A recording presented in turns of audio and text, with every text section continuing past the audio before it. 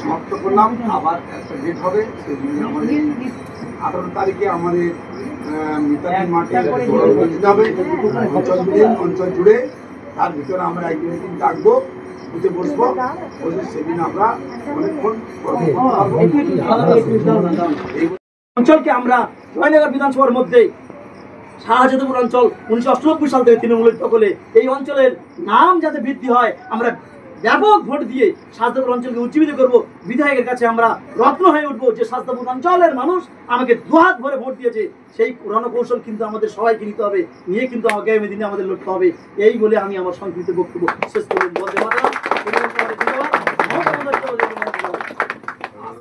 আমাদের যে voter identity card পড়ে যাবে, তাই নিয়ে আমাদের এক আলোচনা সভা।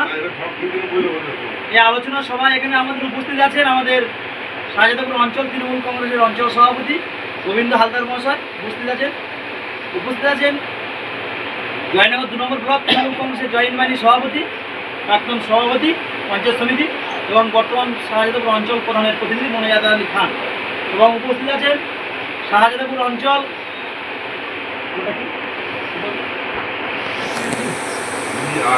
PRS এবং শাহজাদপুর অঞ্চলের সদস্যর প্রতিনিধি ইয়াস খান।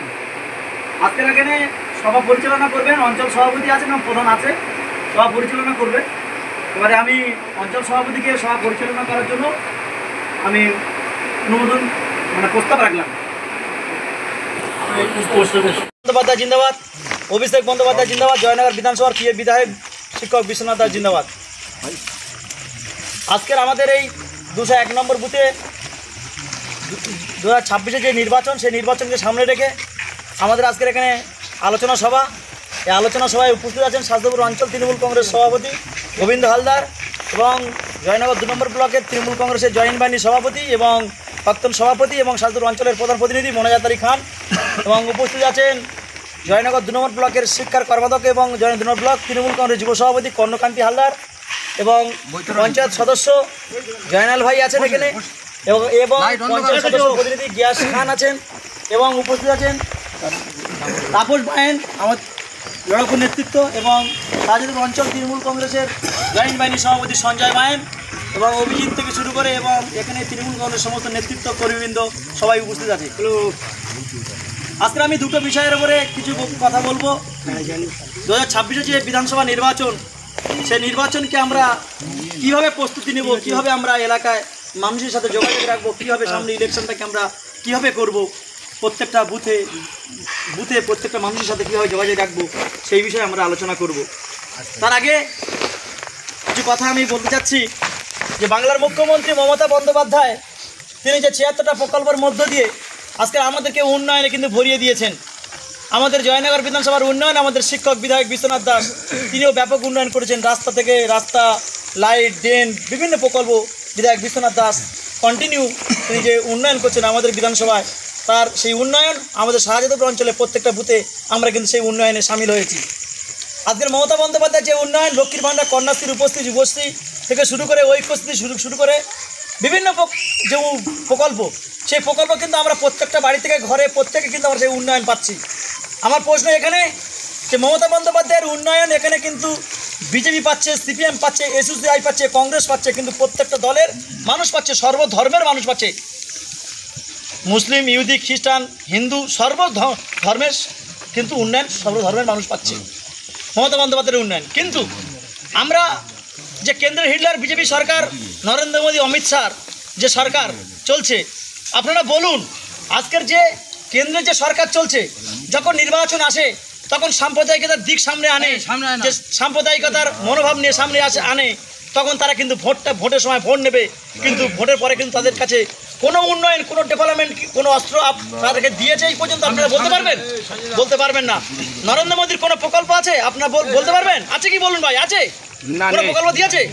যখন ইলেকশন আসে তখন ওরাই বলে যে হিন্দুরা আমাদের সম্পদ, হিন্দু মুসলিমদের বিরুদ্ধে লড়াই করো, সমস্ত হিন্দু ভোট একাও, হিন্দু ভাইয়েরা সবাই বিজেপিকে ভোট দাও। আপনারা বলুন আজ পর্যন্ত বিজেপি সরকার হিন্দুদের জন্য কি আলাদা কোনো প্রকল্প করেছে? হিন্দুদের জন্য কি আলাদা কোনো প্রকল্প করে কোনো ভাতা দিচ্ছে? বলতে পারবেন? কিন্তু আজকে নরেন্দ্র মোদী সরকার হিন্দু সম্প্রদায়ের জন্য কিন্তু কোনো আলাদা প্রকল্প দিতে পারেনি, কোনো আলাদাভাবে কোনো কিছু তারা দিতে পারেনি, কিন্তু বাংলার মুখ্যমন্ত্রী সর্ব প্রকল্প কিন্তু দিচ্ছে।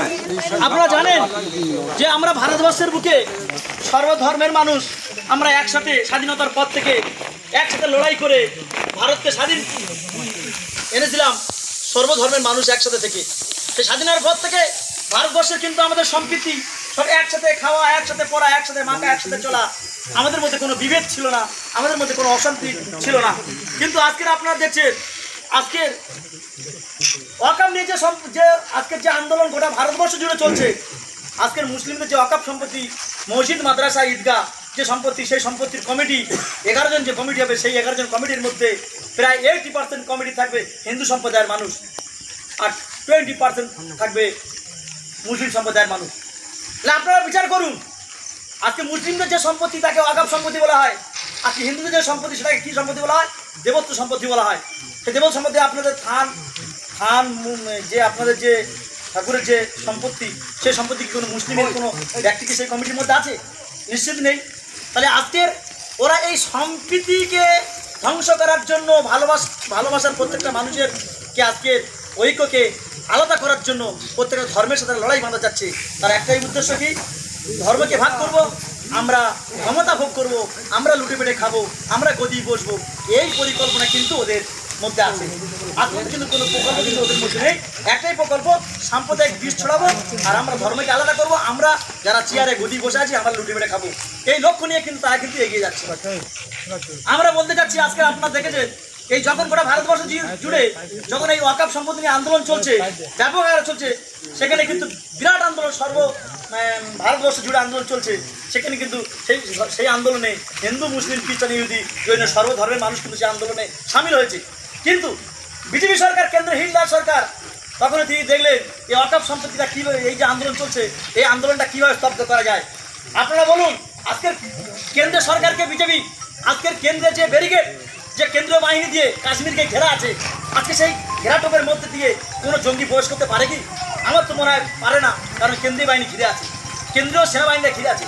আজকে দেখা গেল কি, আমরা টিভি খবরের কাগজে পত্রিকা দেখতে পেলাম, কি দেখতে পেলাম, আজকের যে সেনাবাহিনীর যে ডিএসপি, সেই ডিএসপি গাড়ি থেকে 2 জন মানে জঙ্গি ধরা গেল এবং অস্ত্রশস্ত্র ধরা গেল। আজকে আমরা প্রত্যেক মিডিয়া চ্যানেল প্রত্যেকে দেখেছি। এবং আজকের ওই যে 27 জন আজকের যে নিহত হলো, সেই 27 জন যে নিহত হলো, সেই মানুষের যে একটা শোক, একটা কষ্ট, একটা ব্যথা, এই যে আজকে পরিকল্পিতভাবে ঘটালো। আজকের এই কেন্দ্র সরকার তখন কোথায় ছিল, ওর বাহিনী তখন কোথায় ছিল, তখন কিন্তু সেদিকটা কিন্তু লক্ষ্য নেই। এমন একটা ঘটনা ঘটে গেল, সেইটাকে সামনে মুভমেন্ট করে দিয়ে আজকে ওয়াকাফের আন্দোলনটাকে স্তব্ধ করলো। তাই আমি আপনাদেরকে বলতে চাচ্ছি যে 2026 সালে বিধায়ক বিশ্বনাথ দাসের যে লড়াই, বিধায়ক বিশ্বনাথ দাস যে আগামী দিনে তিনি যে আবার বিধায়ক হবেন, এটা কিন্তু শিওর 100%। তাই এই বুথের, এই 201 নম্বর বুথের এই তৃণমূল কংগ্রেসে আপনারা যারা সৈনিক এসছেন, কর্মী নেতৃত্ব এবং মায়েরা ভাইয়েরা প্রত্যেকে উপস্থিত হয়েছেন, আমি আপনাদের কাছে এইটুকুই বলবো, আপনারা প্রত্যেকটা বাড়িতে গিয়ে সবাইকে আপনারা বলুন যে মমতা বন্দ্যোপাধ্যায়ের